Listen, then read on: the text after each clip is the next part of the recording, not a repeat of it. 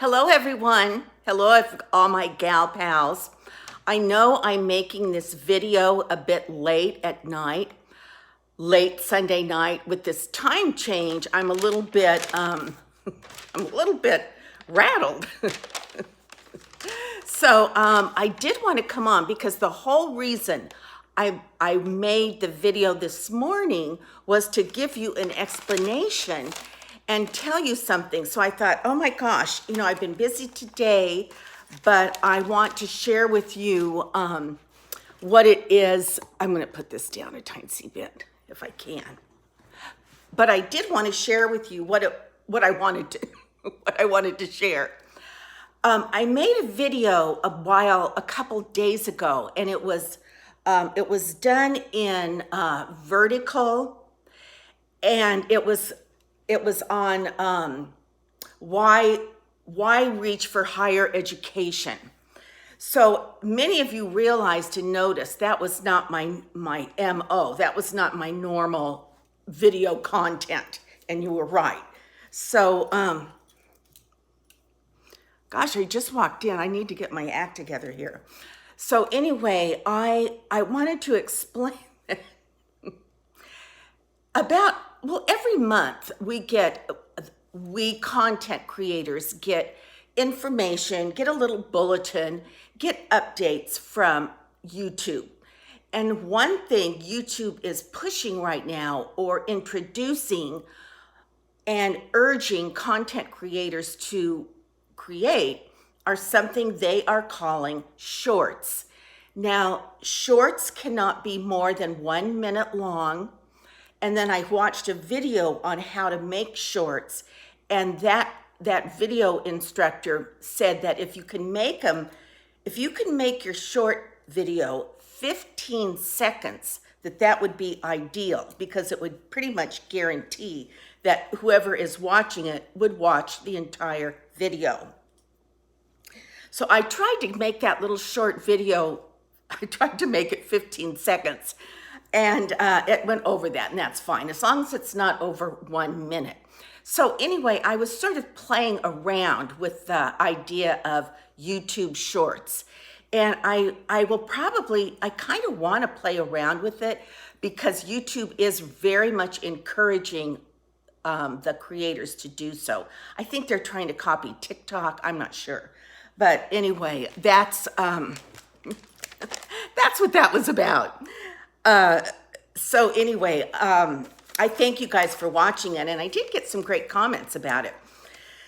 Okay, I wanted to explain that video, and I wanted to explain shorts. So when you're perusing YouTube and you see the hashtag sign, the thumbnail may look like a normal thumbnail, but once you click on the video, it will come in vertical style, and it will be short, no longer than 1 minute. Okay. I also wanted to say I had a great day today. Oh my gosh, the weather is unbelievably beautiful. We have a great little spot here called Old Town Laquinta, and it's just as described. It's just this old town. It's not really old, but they've built it to make it look old, but it is in an old part of the town. So, and they have really nice little boutique shops.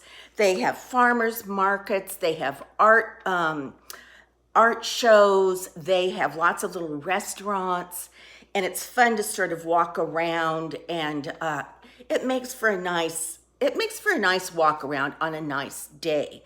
They have nail salons. It's not real big, and the parking is very good. So, but it's also fun to ride your bike there, or to, once you park, you're going to get out and walk around. So I enjoyed Old Town today, and just, being outdoors was so nice. So anyway, I hope you guys had a wonderful Sunday as well. I also wanted to mention that I thought it might be fun for you guys to do kind of a Q&A with me in your comments after this video. If you have any questions, any assumptions about me, any anything that you would like clarified about my life, about my YouTube channel, whatever, this would be kind of a fun video to make. So I will give it a few days, and then I'll write down the any questions that you guys have and answer them. So because I have a lot of new subbies, and it might be fun for them to get to know me a little bit. And even my regular gal pals, if there's something now on your mind about, my life now that I'm divorced and single again. I know we have talked a lot about dating, and about a lot of you guys have shared that you also are single women, but you're not quite ready to dip your toe in the dating pond, so to speak. So anyway, I thought that might be a kind of a fun video. And then I had, let me see, I have some recommendations, some Netflix and Amazon Prime recommendations for you guys to watch.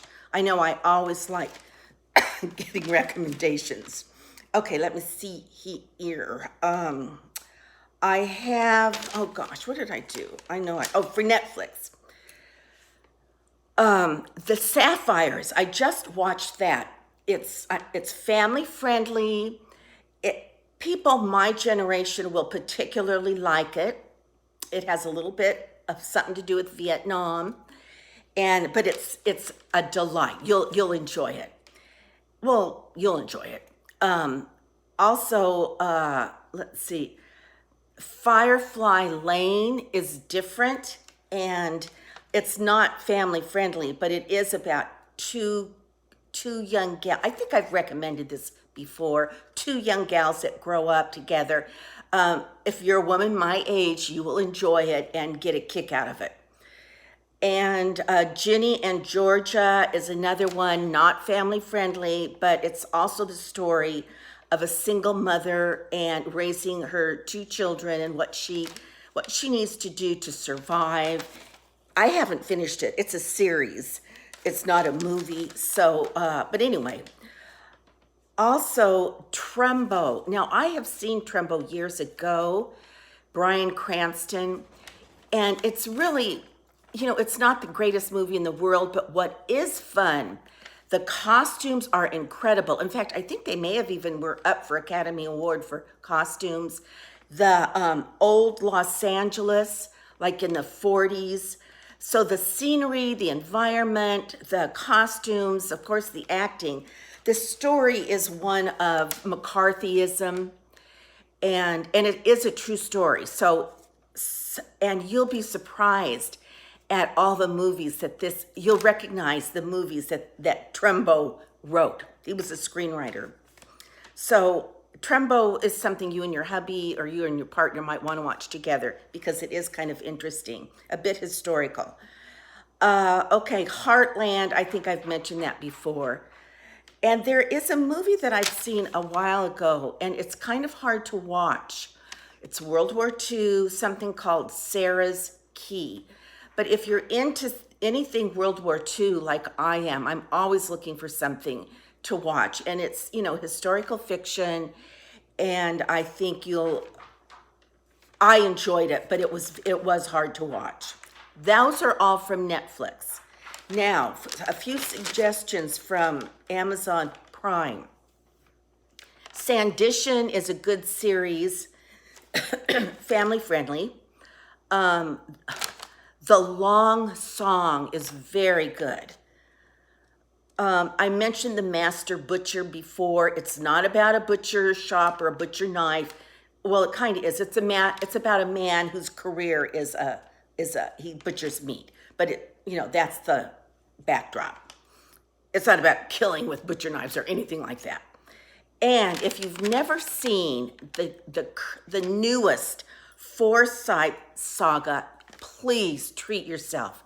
Oh my gosh, I have seen that probably at least 3 times, and it's long. It's a series, and it is so darn good. If you have not seen that, I am so envious that you get to see it for the first time. Oh, it's so good. So, and it's family friendly, and it's a period piece. So, the Foresight Saga, there was an old one, like in black and white, from probably the 30s, and then there's a newer one.